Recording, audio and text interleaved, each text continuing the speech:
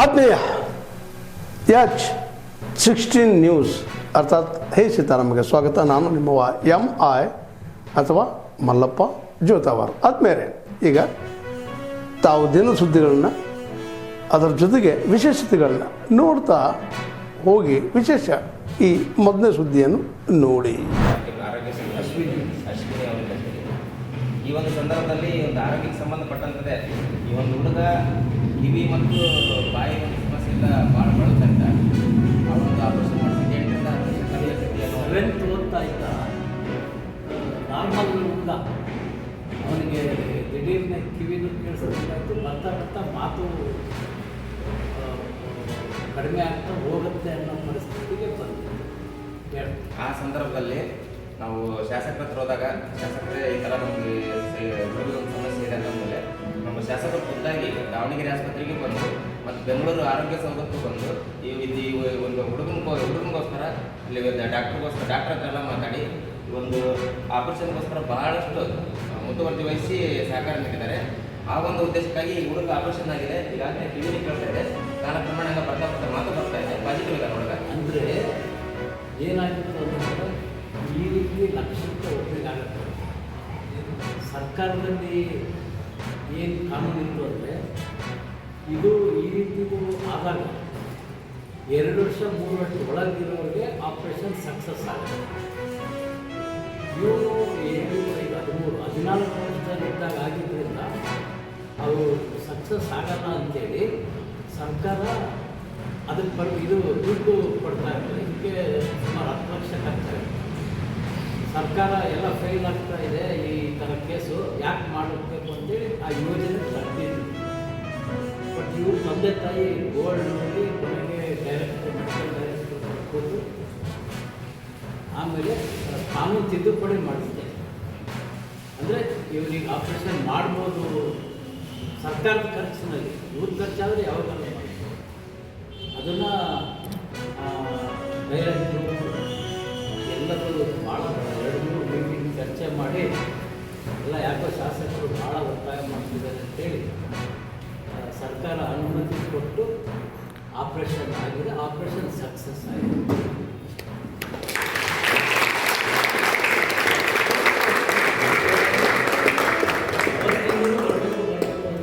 Operation ಆಗಿದೆ. Operation ಆದಮೇಲೆ result ಬೇಕಲ್ಲ ನನಗೆ. ಅದಕ್ಕೆ ನಾನು ಈ ರಿಸಲ್ಟ್ ಮೊದಲವರಿಗೆ ಕೇಳಿಸ್ಲಿ ಮಾತಾಡೋಂಗಾಗಲಿ ಅವಾಗ ಬರ್ರಿ ಅಂತಿದ್ರೆ ಇವತ್ತು ಫೋನ್ ಮಾಡಿದ್ರು. ಇವತ್ತು ನಿಮಗೂ ಈ ರೀತಿ ಕಾಯಿಲೆಗಳು ಬರುತ್ತೆ ಅನ್ನೋದಕ್ಕೆ ಮ್ಯಾಚ್ ಆಗಿದೆ.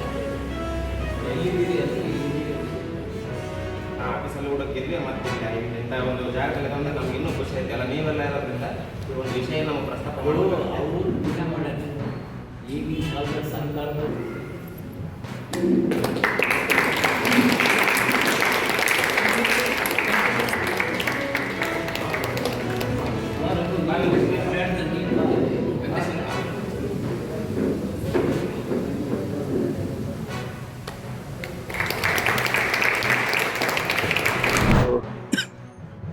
ಶಿವಾನಂದ್ ಮತ್ತು ಗಣೇಶ್ ವಿರುದ್ಧ ಏನಿದ್ದಾರೆ, ನಾನು ಹೇಳ್ದಂಗೆ ಇದು ಈ ಓಲ್ಡ್ ಹುಬ್ಳಿ ಭಾಗದಲ್ಲಿ ಒಂದು ಸ್ಮಾಲ್ ಪಾಕೆಟಲ್ಲಿರುವಂಥ ಒಂದು ಚಿಕ್ಕ ಸಮಾಜ ಇದು.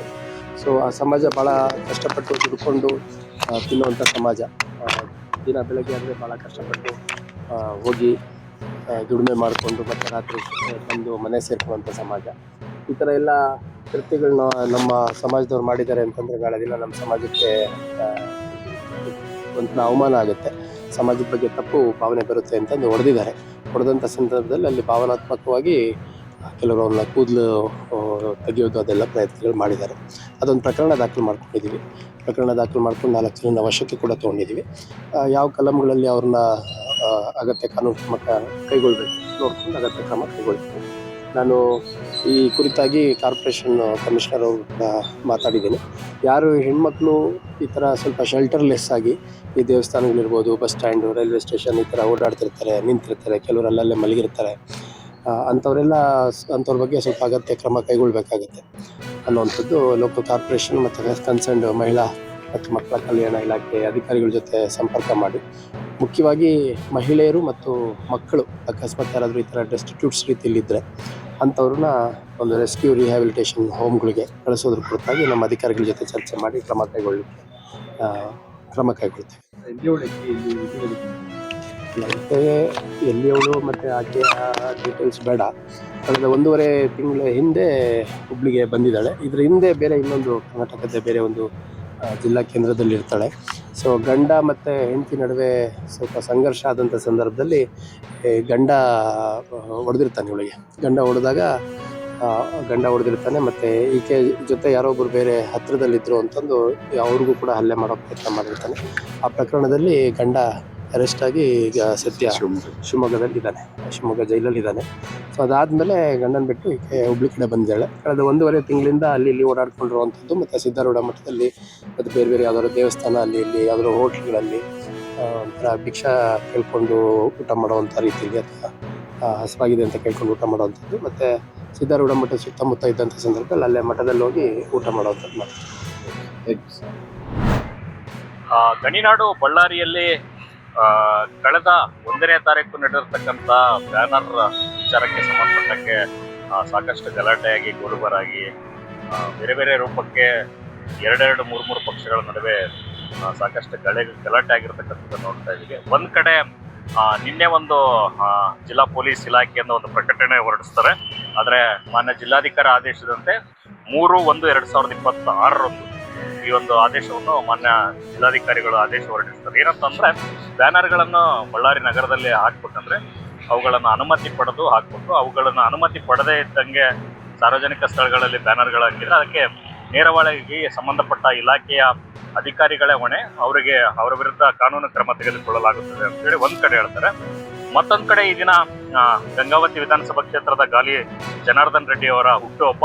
ಈ ದಿನದಂದು ಅವರ ಅಭಿಮಾನಿಗಳು ಸಾರ್ವಜನಿಕ ಸ್ಥಳಗಳಲ್ಲಿ ಬ್ಯಾನರ್ಗಳನ್ನು ಹಾಕದೆ ಬಳ್ಳಾರಿ ಬಹಳ ನಿಶ್ಶಬ್ದವಾಗಿರ್ತಕ್ಕಂಥದ್ದು ಒಂದು ಕಡೆ. ಆದರೆ ಇನ್ನು ನವಮಾಧ್ಯಮಗಳಾಗಿರ್ತಕ್ಕಂಥ ಫೇಸ್ಬುಕ್ ಇರ್ಬೋದು, ಇನ್ಸ್ಟಾಗ್ರಾಮ್ ಇರ್ಬೋದು, ವಾಟ್ಸಪ್ ಇರ್ಬೋದು, ಇನ್ನಿತರ ನವಮಾಧ್ಯಮಗಳಲ್ಲಿ ಸಾಕಷ್ಟು ಅವರ ಹುಟ್ಟುಹಬ್ಬದ ಪ್ರಯುಕ್ತ ಸಾಕಷ್ಟು ಅಭಿಮಾನಿಗಳು ಅವರಿಗೆ ಶುಭಾಶಯಗಳನ್ನು ಕೋರತಕ್ಕಂಥದ್ದು, ಜೊತೆಲಿ ಅದಕ್ಕೆ ಹಾಡುಗಳನ್ನು ಮಿಕ್ಸ್ ಮಾಡಿ ಪ್ರಚಾರ ಮಾಡತಕ್ಕಂಥದ್ದು ಮುಂದಾಗ್ತಾ ಇದ್ದಾರೆ. ಇನ್ನು ಬಳ್ಳಾರಿ ಜಿಲ್ಲಾಡಳಿತ ಮತ್ತು ಜಿಲ್ಲಾ ಪೊಲೀಸ್ ಇಲಾಖೆಯು ಕೂಡ ಈ ಒಂದು ಸಾರ್ವಜನಿಕ ಸ್ಥಳಗಳಲ್ಲಿ ಬ್ಯಾನರ್ ಬಂಟಿಂಗ್ಗಳ ಅಷ್ಟೇ ಅಲ್ಲದೆ ನವಮಾಧ್ಯಮಗಳಲ್ಲಿ ಕೂಡ ಯಾವ ರೀತಿ ಪೋಸ್ಟ್ಗಳನ್ನ ಹಾಕ್ತಿದ್ದಾರೆ ಅದ್ರ ಮೇಲೆ ಕೂಡ ನಿಗಾ ಇಡಬೇಕನ್ನೋದು ಕೂಡ ಸಾರ್ವಜನಿಕ ವಲಯದಲ್ಲಿ ಚರ್ಚೆ ಆಗ್ತಕ್ಕಂಥದ್ದು. ಒಟ್ಟಾರೆಯಾಗಿ ಒಂದು ಕಡೆ ಬಳ್ಳಾರಿಯಲ್ಲಿ ಈ ಥರ ಪರಿಸ್ಥಿತಿ ಇದೆ. ಇನ್ನು ಕೊಪ್ಪಳ ಜಿಲ್ಲೆ ಗಂಗಾವತಿ ತಾಲೂಕಿನಲ್ಲಿ ಕೂಡ ಅಷ್ಟೇ ಗಾಲಿ ಜನಾರ್ದನ್ ರೆಡ್ಡಿ ಅವರ ವಿಧಾನಸಭಾ ಕ್ಷೇತ್ರ ಗಂಗಾವತಿ ಆಗಿರೋದ್ರಿಂದ ಅಲ್ಲಿ ಕೂಡ ಅಷ್ಟೇ ಸಾಕಷ್ಟು ಬ್ಯಾನರ್ಸ್ ಬಂಟಿಂಗ್ಗಳನ್ನ ಸಾರ್ವಜನಿಕ ಸ್ಥಳಗಳಲ್ಲಿ ಸಾಕಷ್ಟು ಯಾವುದೇ ಅನುಮತಿಗಳಿಲ್ಲದೆ ಸಾಕಷ್ಟು ಬ್ಯಾನರ್ಗಳನ್ನು ಹಾಕ್ತಾರೆ. ಅದು ಕೂಡ ನಾಳೆ ಒಂದಿನ ಈ ರೀತಿ ಘಟನೆ ಆಗ್ಬೋದು. ಮುನ್ನೆಚ್ಚರಿಕಾ ಕ್ರಮವಾಗಿ ಅಲ್ಲಿಗೆ ಆಯುಕ್ತರಾಗಿರ್ತಕ್ಕಂಥವ್ರು ಕೂಡ ಕ್ರಮ ತೆಗೆದುಕೊಳ್ಬೇಕು. ಇಲ್ಲಾಂದ್ರೆ ನಾಳೆ ದಿನ ಮತ್ತೆ ಇದೇ ರೀತಿ ಗಲಾಟೆಗಳಾಗಿ ಮತ್ತೆ ಸಮಸ್ಯೆ ಆಗಿ ಸಾರ್ವಜನಿಕ ವಲಯದಲ್ಲಿ ಚರ್ಚೆ ಆಗುತ್ತೆ, ಗಲಾಟೆಗಳಾಗುತ್ತೆ, ಬೇರೆ ಬೇರೆ ರೂಪಕ್ಕೆ ಅದು ಮುಂದುವರುತ್ತೆ ಅನ್ನೋದು ಕೂಡ ಸಾರ್ವಜನಿಕ ವಲಯದಲ್ಲಿ ಚರ್ಚೆ ಆಗುತ್ತದೆ. ಗಣಿನಾಡು ಬಳ್ಳಾರಿಯಿಂದ ಡಾಕ್ಟರ್ ಗಿರೀಶ್ ಕುಮಾರ್ ಜಿ, ಬಳ್ಳಾರಿ.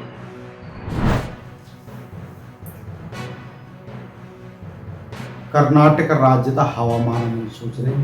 ನಾನು CS ಪಾಟೀಲ್, ವಿಜ್ಞಾನಿ, ಹವಾಮಾನ ಕೇಂದ್ರ, ಬೆಂಗಳೂರು.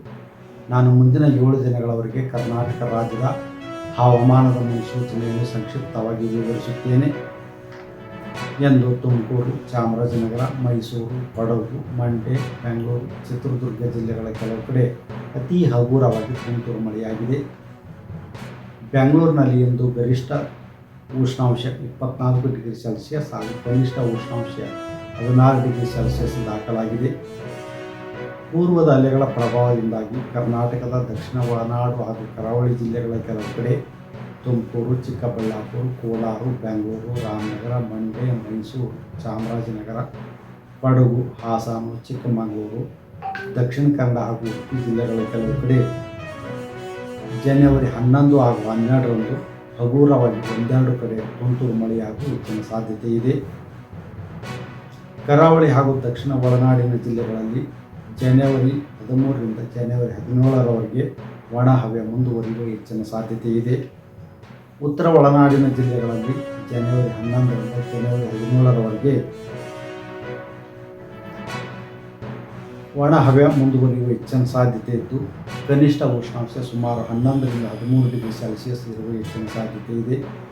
ದಕ್ಷಿಣ ಒಳನಾಡಿನ ಜಿಲ್ಲೆಗಳಲ್ಲಿ ಕನಿಷ್ಠ ಉಷ್ಣಾಂಶ ಸುಮಾರು 14ರಿಂದ 16 ಡಿಗ್ರಿ ಸೆಲ್ಸಿಯಸ್ ಇರುವ ಹೆಚ್ಚಿನ ಸಾಧ್ಯತೆ ಇದೆ. ಬೆಂಗಳೂರಿನಲ್ಲಿ ಜನವರಿ 11 ಹಾಗೂ 12ರಂದು ಕನಿಷ್ಠ ಉಷ್ಣಾಂಶ ಸುಮಾರು 14ರಿಂದ 16 ಡಿಗ್ರಿ ಸೆಲ್ಸಿಯಸ್ ಹಾಗೂ ಗರಿಷ್ಠ ಉಷ್ಣಾಂಶ 24ರಿಂದ 26 ಡಿಗ್ರಿ ಸೆಲ್ಸಿಯಸ್ ಇರುವ ಹೆಚ್ಚಿನ ಸಾಧ್ಯತೆ ಇದೆ.